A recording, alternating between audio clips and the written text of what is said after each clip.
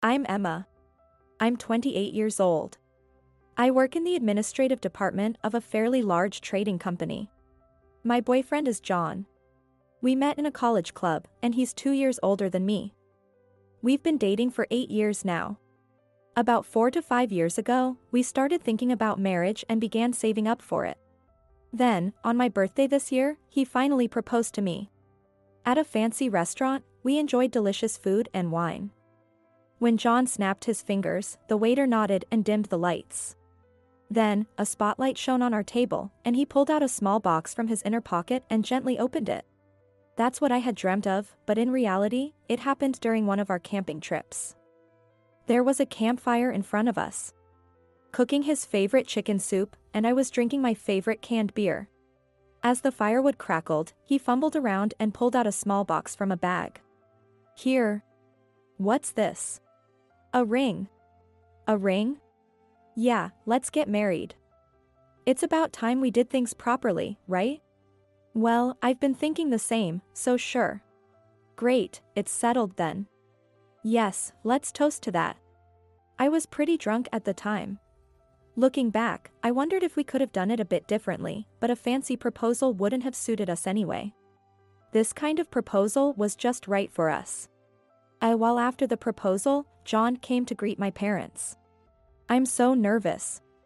Well, think of it as the first trial and do your best for us. Sure, today is my trial, but next time it's your turn. Yes, I'm fully prepared. I'll take today's John as my example. Geez, you're still as cheeky as ever. Blame yourself for falling in love with a girl like that. Look, there's the house. All right, I'm going to do my best. Sure, but make sure you look good too. Here, your tie. Saying this, I straightened his tie and tightened it. Did I already seem like his wife? Feeling a bit happy about that was my little secret. My parents live in a house in the suburbs.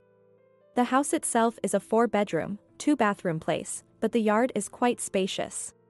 My father has always loved the outdoors and met my mother through his hobby of mountain climbing. Because of that, I also love the outdoors and enjoy camping. I think we're just a normal family. My father is now retired but works at a relative's company. I joined the company with high hopes, but I hardly get any work. Still, I get paid, so life is easy for me. That's what he says. Well, I tell myself it's good that my parents are cheerful and healthy. When we arrived, my parents greeted us at the door. John was really nervous. Nice to meet you. I'm John. He stammered over his own name, which he must have said hundreds of times in his life. Even so, the way he confidently spoke to my parents made me fall for him all over again. Please let me marry Emma. My father smiled and said, John, are you sure you're okay with someone like her? If so, then by all means, go ahead. What do you mean by someone like her? My father has always been like this. Then my mother added, Emma getting married? Once she gets married, Emma will go far away, get it? Emma far away? I buried my head in my hands. What are they talking about, my parents? With this, John's nerves quickly dissipated. What was supposed to be a brief greeting turned into dinner together, then into a party, and finally, they suggested he stay overnight. However, when my mother called John's house to inform them, John's father answered, We appreciate the offer, but we'll have to decline. Staying at a stranger's house out of the blue could lead to unexpected charges. And we can't handle that. He was quite rude. I had heard that John's father was the president of a rather large company. Unexpected charges? My mother responded. Yes, I'm the president and John is the president's son. We've had many people try to exploit us for money. We don't want to associate with such poor, money-grubbing individuals. Are you saying we are poor people looking for money? My mother's voice was tinged with anger. I'm saying it's a possibility. Understood. I'll tell John to return home.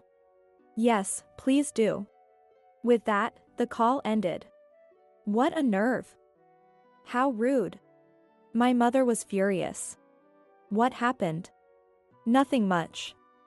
I kindly suggested John stay the night, and his father accused us of trying to extort money from him. Just then, John walked in. I'm sorry. My parents were once scammed, so they often doubt people's kindness. It's not your fault, John. Let's just build a good relationship over time. We had a good time today. Take care of Emma for us. My father was patting John's shoulder heartily. In the end, John didn't stay the night and went back home. At that moment, I didn't know yet the true nature of John's father. Next, it was my turn. John's father was a self-made entrepreneur. He had transformed a small steel workshop inherited from his parents into a large machinery manufacturer with his excellent business acumen. Naturally, their home was quite luxurious. Surrounded by high walls, it was a 3-story reinforced concrete building. Seeing such an impressive house made me feel quite intimidated. Now it's your turn to be nervous, Emma. John teased. Of course, I'm nervous. Anyone would be. Look, there it is. Make sure you look presentable. Yes, thank you. Still nervous, I entered the house, greeted John's mother who welcomed us, and was shown to the guest room. John's father was sitting there. John's mother urged me to sit down in front of him. Hello, nice to meet you. My name is Emma. I'm going to marry John. Thank you for having me. I'm George, John's father. Thanks for coming today. Well, I know it's hard not to be nervous, but try to relax. Yes, thank you. It was my first time meeting John's father. He looked quite stern and seemed to be in a bad mood. Let's get straight to the point. What are your intentions? What do you mean by intentions? To put it simply, I'm the president of a major corporation. As you can see, I have a substantial amount of wealth. I'm asking if that's what you're after. I was taken aback. Intentions. All I want from this marriage is to be happy with John because I love him. It never crossed my mind to imagine such ulterior motives. No, that's not my intention at all. Forgive me for asking, but what do your parents do? My father is retired and has been working at my cousin's company. I'm not sure what he does, but he's healthy and working. My mother is a homemaker and lives happily at home. Upon hearing this, George leaned back arrogantly. His demeanor was so disrespectful that I frowned. I see, but from what you say, it doesn't sound like they live a particularly affluent life. And what about your job? Yes, I work in the administrative department of a major trading company in the city. Administrative work doesn't promise much career advancement. Well, that's true. So, after marriage, you'll be relying on John and me? What? I couldn't help but let out a strange sound at his insinuation. What is this man talking about? At that moment, my mindset shifted. I no longer had any intention of being polite or formal. What do you mean by that? George spoke to me condescendingly. I mean exactly what I said. Your family is poor, so you're trying to marry into a wealthy family by deceiving my son. Your parents are counting on him to fund their retirement. Not only did he insult me, but also my parents. I couldn't let that slide. What did you say? I couldn't help but raise my voice. There's a limit to how much one can insult others. I could feel my face turning red with anger. Dad, that's too much. Her parents are good people. They welcomed me kindly when I visited. They're not thinking about money or anything like that. John tried to mediate, but George dismissed him easily. Stay out of this. You're naive and don't understand the world yet. Leave this to me. Then let me say something too. I intervened in their argument. You called my family poor? We may not be wealthy compared to you, but we live a decent life. And don't insult my parents. I respect them and they're wonderful people. Emma, calm down. John, flustered by my anger, tried to step in. But I, like George, silenced him. You stay quiet. George glared at me after my outburst. By poor, I mean any family with less money than ours. Marriage only works between equals. Those without money will always expect charity from the wealthy. And you'll be no different. Even if you deny it now, it will happen eventually. This man was presuming too much. Something inside me snapped. Fine. I understand perfectly. Go find someone wealthy for John. Goodbye. I stood up. Yes, please do. Mother, see her out. And sprinkle some salt afterward. John and his mother were bewildered, but I walked out without looking back. Wait. John hurriedly chased after me. I shout back in anger. No. I've had enough. That father of yours is the worst, looking down on people like they're beggars. John was truly panicking at my outburst. Let's try again. My dad was in a bad mood today.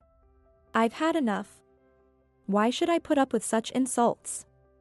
I'm sick of being looked down on. Calm down, please.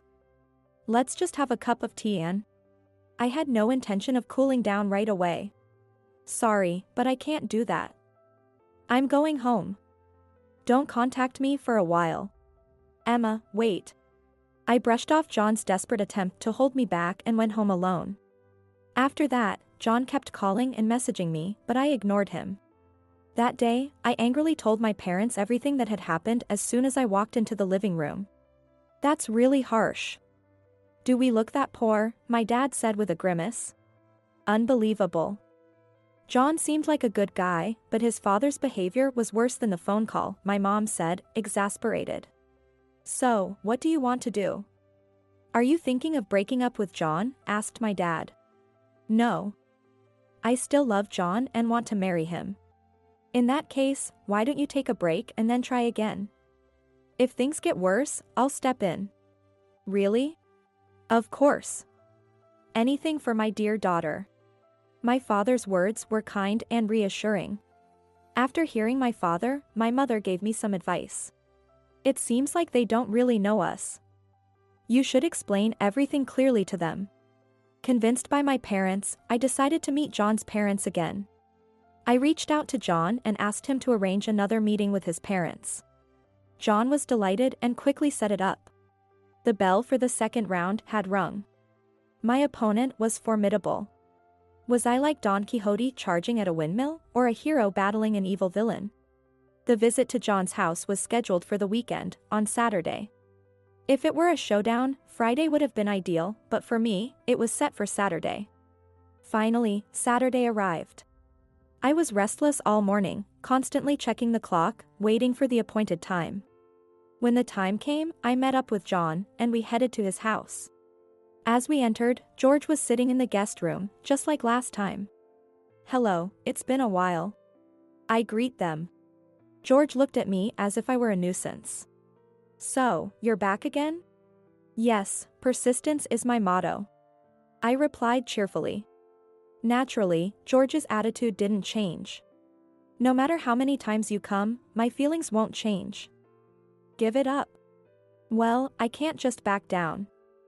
I have my pride and dignity too. Hearing this, George's expression shifted from annoyance to a more resigned attitude. Do as you like. So, what do you have to say? I once again asked for his blessing for our marriage. Please let me marry John. No way. I won't let John marry a poor girl. This was the response I had anticipated. Once again, we're not poor. Besides, do you really have the right to call others poor? Are you that wealthy? Time to fight back. I threw a question at George. What? I took over my father's company and grew it from 20 employees to 2,000, including subsidiaries. That's a 100-fold increase. How could I not be wealthy, being the president of such a successful company? Oh, really? And? Are you mocking me? Our annual sales have grown from $1 million to over $100 million. That's about the company, isn't it? It's not your personal money, right? Yes, the company might be big, but you are not. I directed this thought, which I had been stewing over since storming out, at George. George, having been hit where it hurt, started shouting loudly. What are you trying to say? Stop belittling me. If you want to convince me, prove that you are wealthier than I am. Is money the only measure of a person? That's not right. A person's value isn't determined by money. When I fought back, George's voice grew even louder. That's something a poor person would say. If you want money so badly, just say it. I'll give you some, but never come back here again. That's exactly the kind of thing a nouveau riche would say. It suits you perfectly. Hey, Emma, stop it. Dad, you're being embarrassing, stop it. Seeing the heated argument between George and me, John stepped in to try to stop us. You stay out of this. No, this is about me and Emma in the first place. Shut up. I need to show this poor girl my greatness. As George's nostrils flared, I showed no sign of backing down. Yes, I need to set this stubborn man straight. I won't marry you until we settle this. Why did this turn into such a mess? We only came to announce our marriage. John held his head in his hands. What a rude girl. I'd like to see what her parents look like. Oh. Is that so? Then I'll bring them next time. You'll get to meet them. Yes, bring them. I'd love to see what kind of parents raised such a rude girl. They must be just as disrespectful. George sneered as he said this. How did a man like you father someone like John? It must be thanks to his mother's good genes. Oh my, thank you, Emma. John's mother said, delighted. Hey. Why are you happy about that? George snapped at her, then turned to me. Enough, talking to you is pointless. I'll deal with your parents when they come. I'll show them that a girl like you doesn't belong in this house. What an outrageous statement. But before I could respond, John spoke up in anger. How could you say such awful things?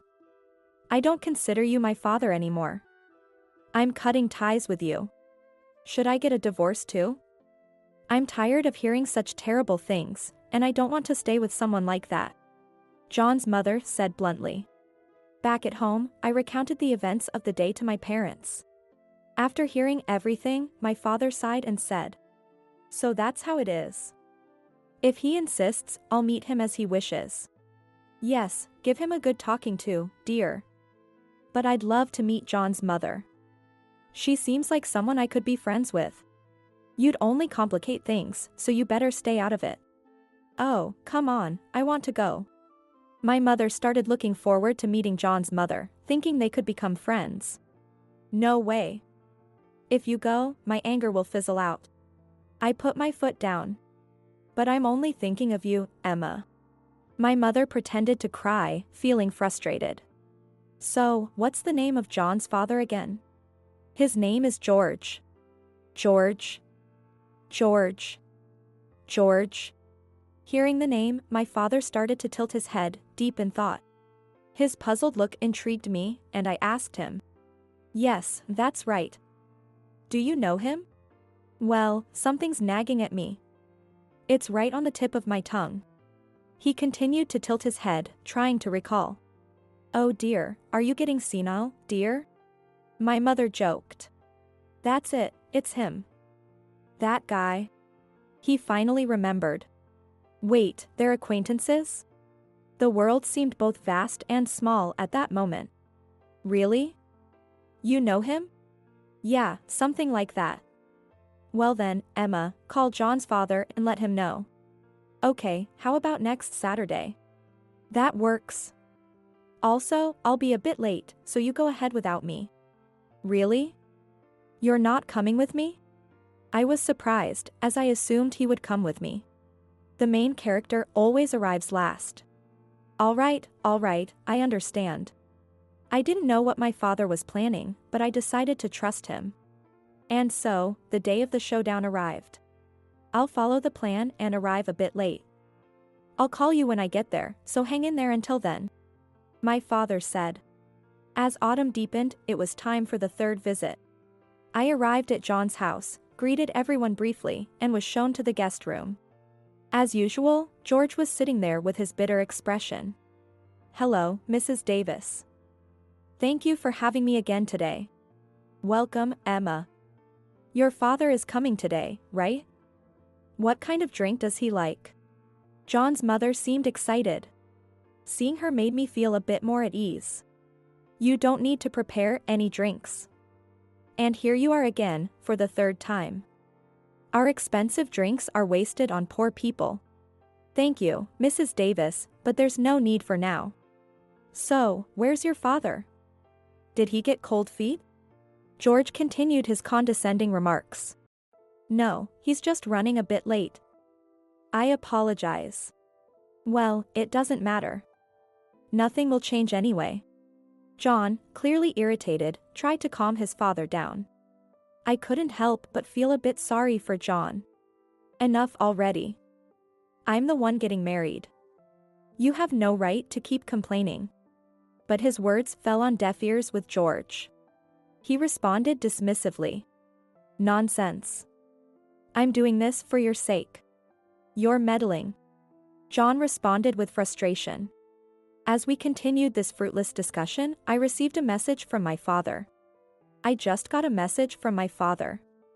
He's arrived. Then the doorbell rang. Excuse me. My father's voice called. Oh, welcome. It's been a while, said John's mother with a rather odd greeting. Been a while? I was sure this was their first meeting. I felt puzzled. I'm glad you remember me. Excuse me for intruding. But today, I'm here as Charles, Emma's father. Thank you for looking after my daughter. Oh no. The pleasure is ours. Everyone is waiting. Please, come in. Thank you. I heard this exchange as my father was shown into the guest room. Hey, George, long time no see. As soon as my father entered, George abruptly stood up, standing at attention. This is Colonel Charles. No, you were a brigadier before you retired. My apologies, sir. It's been a long time. He said this while saluting. Since he was indoors and hatless, it was a simplified salute with his hands at his sides and a slight 10-degree bow. The sudden turn of events left both John and me bewildered. Relax. Those days when I was a brigadier and you were a sergeant major are long gone. This is your home, isn't it? You've come a long way. I must have trained you well. Yes, sir. Please, have a seat. I apologize for the mess. Thank you. You sit down too. Everyone will be more comfortable if you're seated. Yes, sir. Thank you, sir. George sat down, but instead of sitting cross-legged as before, he sat up straight. Dad, you know George? I had to confirm this unexpected situation. Yes, back when I was in U.S. military, George was one of the new recruits. While my father spoke casually, George, who had been boasting and lounging, was now completely humble. Yes, sir. Thank you for your guidance back then. It's quite a coincidence to meet again like this. So, you're a president now? That dropout really made a name for himself. Yes, sir. I apologize for any trouble I caused during my time in the military. After I left, I took over my father's company. And with everyone's help, I've brought it this far. George was bowing repeatedly throughout the conversation. He looked like a bobblehead. Unbothered, my father reminisced about the past. That rookie, now a president. Good for you. Well, I'd rather not talk about the past. But I wanted to hear more about those old stories. I asked my father. Hey, is Sergeant Major an important rank? George was a brigadier, right? Yes, a sergeant major is like a section chief in a company. I see. And I was a bit higher than that. George nodded vigorously. Yes, sir. I had no idea that John's partner was the daughter of Brigadier Charles. My father laughed warmly. Forget the ranks. I'm retired and just a regular person now. George replied humbly. Yes, sir. I'll keep that in mind. By the way, my father said, straightening his back slightly. He looked down at the now shrunken George. I've heard a lot from my daughter. You've always been fixated on ranking people, haven't you? I told you many times to stop that. But it seems you're still at it. I hear you've been looking down on my daughter, calling her poor? That's right. George shrunk even more. Yes. I deeply apologize. No need for that. After I retired, I was fortunate to join a company you might have heard of, Brown Heavy Industries. It's the company that makes the tanks you use to drive. The president is my cousin, and due to my ties with the US military, I'm now the head of the technology development department and a board member. Once again, my father mentioned a familiar connection. George's eyes widened in shock. What? Brown Heavy Industries? Yes, that's right. As I recall, our company has a business relationship with yours. Yes. Brown Heavy Industries is one of our most important clients. We're very grateful for the business. I didn't come here to talk business, but given the current situation, I might need to reconsider a few things. My father exerted his pressure as he looked down at George. George bowed even lower. To me, who had been looked down upon as poor and even asked, "What kind of folk were you raised by?" this scene was truly exhilarating. No. That would be a big problem. My father's tone grew sterner. Then, as a parent, shouldn't you be blessing John and Emma's marriage? Our family isn't as poor as you claim. Yes. You are absolutely right. I deeply apologize for my rude behavior. With that, George bowed his head while still sitting up straight. Well, there you have it. John, Emma, there are no more obstacles to your marriage. My father said, looking at us with a triumphant expression. Yes. Thank you so much. John said, genuinely happy. Thank you, Dad. I also expressed my gratitude. Without my father, this outcome might not have been possible. I was truly grateful to have him. George remained bowed. Sergeant Major George. You will now approve of their marriage. John's mother seemed to enjoy the term Sergeant Major as she put her hands on her hips and commanded George. Even you. What are you saying? George was completely subdued. My father gave me a thumbs up and a wink. And so, John and I had our wedding. At the reception, many of my father's university classmates attended. My father graduated from the National Defense Academy. Everyone, who had high ranks in the military, teased George, who stood at attention. As entertainment, my father's classmates performed the U.S. military exercise. Of course, Sergeant Major George was in charge of giving commands and had to lead the exercises. Seeing middle-aged men sweating and exercising made John and I laugh heartily. Since that incident, whenever John's mother had a request for George, she would call him Sergeant Major George and speak to him in a commanding tone. Apparently, George now couldn't say no to her. John and I are living happily together. We are blessed with 2 sons. My father adores his grandsons and can't help but spoil them. One day, my father's old friends visited, and they couldn't help but laugh at how doting my father was with his grandchildren. The man who was once called Charles the Demon.